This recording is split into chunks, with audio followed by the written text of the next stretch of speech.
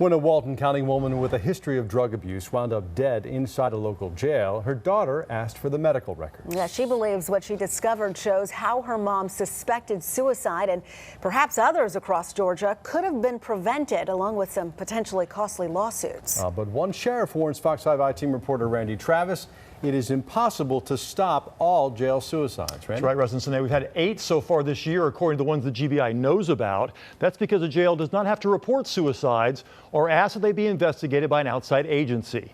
But did this woman have to lose her life, too?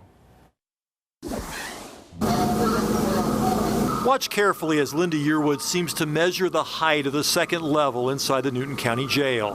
The 50-year-old grandmother quickly walks upstairs and then climbs over the railing.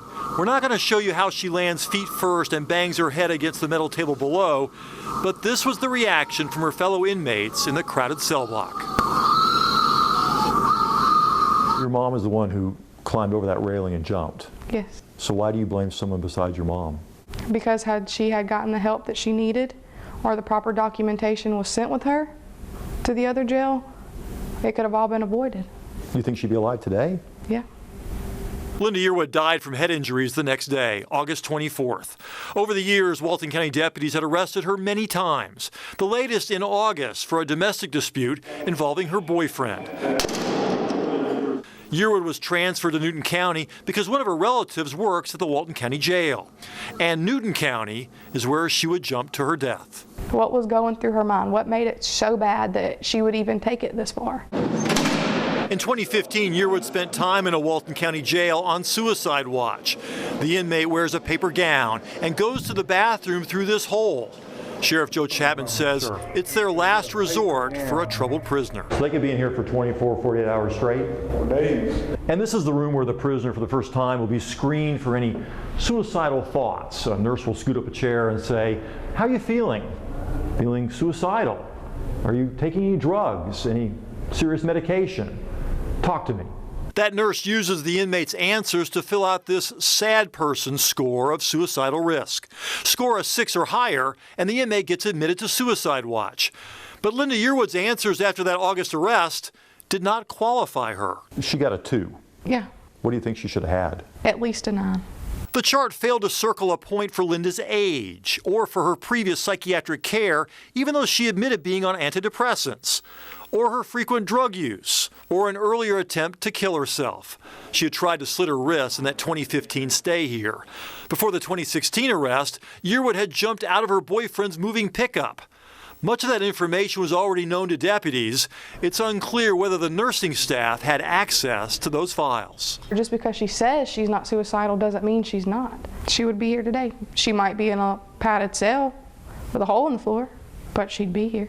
Is it possible that your folks mis-screened Linda? The medical staff fills out those reports based on what they're told by the inmate.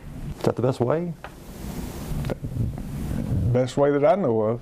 We can't do it all. We're not the saviors for the human race. We can't predict and diagnose everything with everyone out there. But Chapman agrees jail suicides can also cost taxpayers dearly. None of the 5 suicides during his tenure has resulted in a lawsuit, but others have across the state.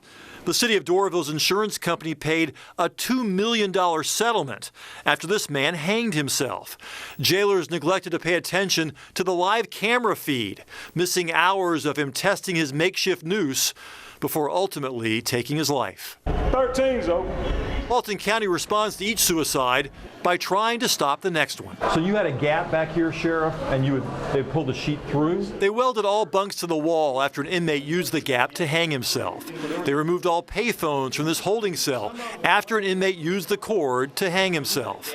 And a poorly designed new jail wing requires a deputy constantly eyeball each cell because the watchtower cannot see in from a distance. Anyone that thinks that somehow we enjoy suicides or don't care about suicides, that's just totally wrong, because I'm the one that looks these mothers and fathers in the eye.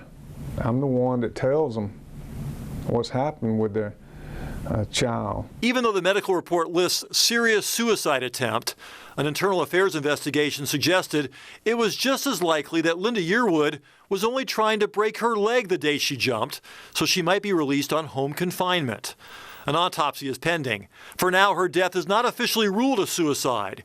Just one more desperate act from a woman with a history of mental issues in a place where sanity rarely finds any rest. You can't prevent every suicide, and you can't help every single person you come across, but if there's some type of initiative, something can be done.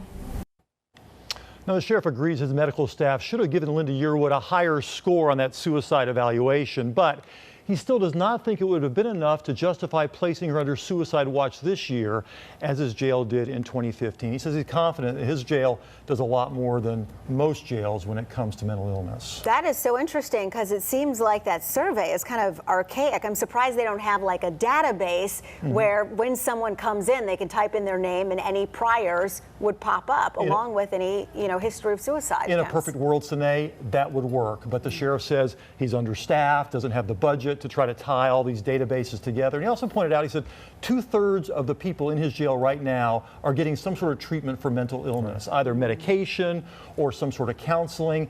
And, there's just not enough suicide cells to watch all of them, because they may commit suicide. Because all those people have said they're not suicidal, otherwise they'd be in that suicide cell.